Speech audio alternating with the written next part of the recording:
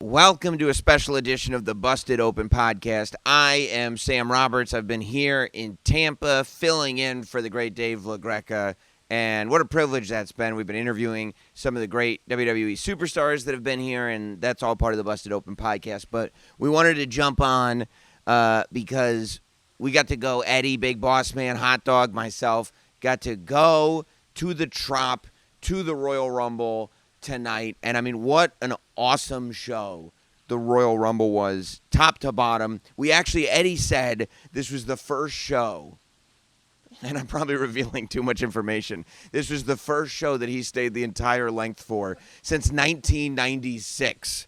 I thought that everything had purpose. I thought it went on longer than I thought it would. When they said there were 4 matches announced, I was like, yeah, we'll probably be out of there in like 2.5 hours. We were not out of there in 2.5 hours. And something interesting, the men's Royal Rumble, when it was announced as having intervals of 90 seconds between entrants, which is something that they did like in 94 and 95, and they might have tried it here and there beyond that, but it's almost always 2 minutes. I think in 95 they might have done 60 seconds, which was wild. But I do wonder if they realized the show's going late. We need to cut 30 seconds off of all these entries. I don't know. It was just very, very interesting. So what do we get on the show? We're just going to briefly go over it. The United States Championship match, Kevin Owens versus Logan Paul. This is how effective I think it was. You can hear my voice. It's going because I've been screaming all night. I and most of the people that were around us in the stadium actually thought that Kevin Owens either was about to, or a lot of people thought he had won the United States Championship. I was worried that it was getting weird towards the end there with all the stuff that was going on, with the friend jumping out of the crowd and then security coming and the refs distracted. I'm like, where are they going?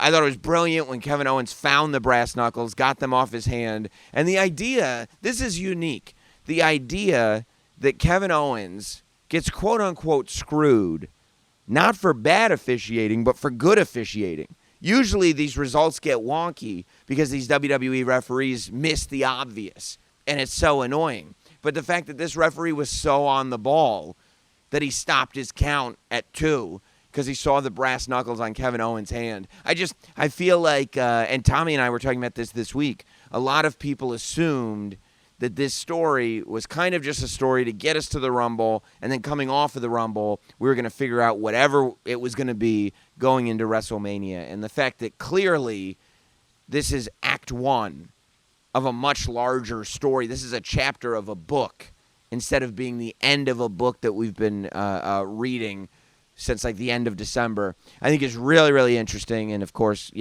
Logan Paul, the consummate, absolute heel WWE superstar. Speaking of heels, Roman Reigns, of course, which I think most of us guessed, comes out victorious. I think when people were worried that Cody wasn't going to win the Rumble, they realized that Roman losing the title some other way would be a way to get to WrestleMania. And, you figure out all these like wonky ways to do it. But instead, they went the exact traditional route, which is Roman wins the Fatal 4-Way. I wanted it to happen without outside interference. I was talking about this on my podcast. It happened with outside interference, but it happened in a way that I thought it was justified, in the sense that, like, Fatal 4-Ways are no disqualification by design. And I thought it was key that they added in the AJ Styles chair shot, that they added in Randy Orton putting the thumb in the eye, because then you're going, okay, well, Roman did break the rules again. But everybody broke the rules. And when Roman did win, and he won in that moment clean, obviously it wasn't clean all the way around, but in that moment, it was fairly clean. It felt like the air was let out of the room. Like, people could not believe that's it. Roman just pins somebody else and keeps going. And that's kind of the story of Roman Reigns. My favorite match of the night was the Women's Royal Rumble. I loved seeing Bayley win. That was my pick. But I also loved, there was so many. That Rumble started so hot, right? Because we get, coming in at number 2, Naomi making a return to the WWE, which was one of those things that was rumored and everybody thought it might be happening, but the fact that it actually happened, when that music plays and she comes out, you could see it all over her face. It was one of those amazing moments. Getting Jordynne Grace in that Royal Rumble was really cool. And even people in the building that maybe don't watch TNA, that maybe didn't know who Jordynne Grace was, at least figured out really quickly that this is a big deal. We have somebody who's a champion in another promotion entering the Royal Rumble. And I couldn't help, I think that this is a Triple H being in charge is kind of essential to stuff like this happening. But I couldn't help but think, how cool would it be if the Royal Rumble became an event where regularly you'd have stars from other companies jumping in. Like, there were a couple Royal Rumbles where they brought in some guys from AAA, or Mil Mascaras would come in. Or, even earlier there were guys from Japan that would come in. Like, what if, there were, like, as many as 5 to 10 entrants that were coming from other companies, and this was just to be expected every year, that everybody knew how important the WrestleMania main event is. So regardless of where you're working, the fact that you're in this industry means that you want to be in the Royal Rumble. And I thought Jordynne Grace was clearly realizing that she had the most eyeballs on her that she has ever had, and was trying to impress people, and I think she did. I think she was absolutely awesome. There were so many great moments, right? R-Truth coming out by mistake in the women's match was great. Chelsea Green, maybe the MVP of the match, just getting squashed over and over again on purpose by mistake. Just the way that they made it seem like they were going to do the Chelsea gets eliminated super quick thing again, and then went in a complete different direction. It was so fun, and Chelsea Green did that so well.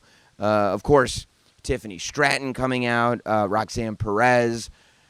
But I think that moment, because it was kind of like Naomi. A lot of us kind of figured that the Royal Rumble would be the time for Jade Cargill to make her appearance. But when that Tron came up and it said the word Jade, because when you're sitting in the building, you don't see every entrance. You don't have a visual on everybody that comes down the aisle. But you see the Trons. You see the graphics that come up. And when just the word Jade showed up on the screen, all of us lost our minds because we realized it was really happening. Jade Cargill looked like a bigger star than I think we even expected her to look. And it's really, it leaves you wondering, where does she go? Is she going to be in the other women's championship match at WrestleMania? Is she going to be doing something with Nia Jax, which I think is very possible? I don't know, but I think, the world is kind of her oyster as far as the roster goes. And then, Liv Morgan coming back and realizing that, like, you call this any way that you want to call it. But at the end of the day, those three people being in that match at the end, Liv Morgan, Jade Cargill, and Bayley, we all looked at it going like any of these three women could win this match. And that's exactly what you want out of a Royal Rumble. All I want, seeing Bayley win and feeling what the crowd felt. Like, everybody was just happy. It wasn't about, like, even the character that's been happening. It was about the full journey that Bayley has been on since she came up from NXT and everybody watching her grow. I think we're going to see a babyface Bayley. I think we're going to see Bayley versus Io. And I think that it'll be not the same babyface Bayley that we've seen before. It'll be a babyface version of the Bayley that we've gotten to know in the last, year or so.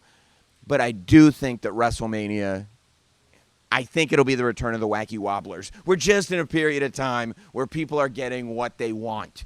And people want the Wacky Wobblers. I think it'll be a one-off. It'll be a special thing, but it'll be the greatest display of Wacky Wobblers that the WWE Universe has ever seen at WrestleMania. Hot Dog may himself play a Wacky Wobbler. He's just thinking about it, dancing right now behind the camera. And, of course, speaking of the crowd getting what they want, the men's Royal Rumble match, to start with Jimmy versus Jay. Nobody called that. That wasn't I thought they were going to start with Cody and Gunther to kind of play back what happened at the end of last year due to the beginning of this year. To start with Jimmy and Jay, I blew everybody's minds. It was so, just to see that interaction that we've been waiting for but haven't even really had teased before tonight. Andrade coming back. Braun Breaker. getting in the match. And not only Braun Breaker getting in the match, but Braun Breaker, like, getting key eliminations, like, looking like an absolute force and being the guy that people have been hoping and waiting to see him be. I also think the stuff he's doing in NXT right now with Corbin is only going to make him better, as he's clearly on his way to the main roster soon. And Jimmy Uso trying to get everybody to be friends with him. Jimmy Uso thinking every villain that gets in the ring is going to be friends with him, trying to dap up everybody, and everybody just turning on him. So great, so funny. But, of course, it was all about Cody and Punk. I almost, like, at some point, you know, I was so convinced that there was going to be a swerve.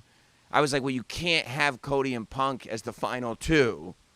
So maybe Cody will get eliminated a while before, and then it'll be Gunther and Punk, so that it's really clear that everybody cheers for Punk. And then when it got down to Cody and Punk, it was like, oh, we're really doing this. Like, we are really doing this. I think you could sense it on television, but you could really feel it in the building, that match had been such a fast-paced match, and the energy had been up the whole time, that there was this weird tension in the room as the last, you know, two guys was happening. And it lasted a while. But it was like, it was this tension that it was like they have to do something here. WWE has to do something here. We can't just hint at it. This isn't a what if anymore. We're going to pull the trigger on it. And what are we going to pull the trigger on? And I think that's what was on my mind as I was watching, and I think a lot of people. And as it was going, I was like, oh, man, I did not pick Cody to win this Royal Rumble, but Cody had better win this Royal Rumble. Based on the audience in that building, Cody had better win this Royal Rumble. And Cody won the Royal Rumble. I went from, obviously it's going to be Rock and Roman. Obviously it's going to be Punk and Seth. Obviously it's going to be Punk and Cody. And now I'm sitting there and I'm feeling the crowd here in Tampa, and I'm feeling the reaction that Cody's getting when he actually wins the Royal Rumble. And I'm listening to the crowd as they're seeing Roman Reigns in the skybox. And I'm back to going, well, I guess Cody needs to finish the story at WrestleMania. It really is wild what's happening with WWE right now, and it's so cool to get to go to so many of these shows and to see it in person and to feel the energy of the crowd and be a part of these weekends that we do, talking to so many of the guys before they get out there. If you want to go back and listen to any of the other podcasts, we talked to Gunther, we talked to Cody, we talked to a bunch of these guys and girls on their way to what was the first giant show of the year, and that will probably be a year of the most giant shows ever. Had to get on and talk to you guys about it now. Make sure you're subscribed to the Busted Open Podcast. Thank you guys for welcoming me in with open arms this weekend, and we'll talk soon.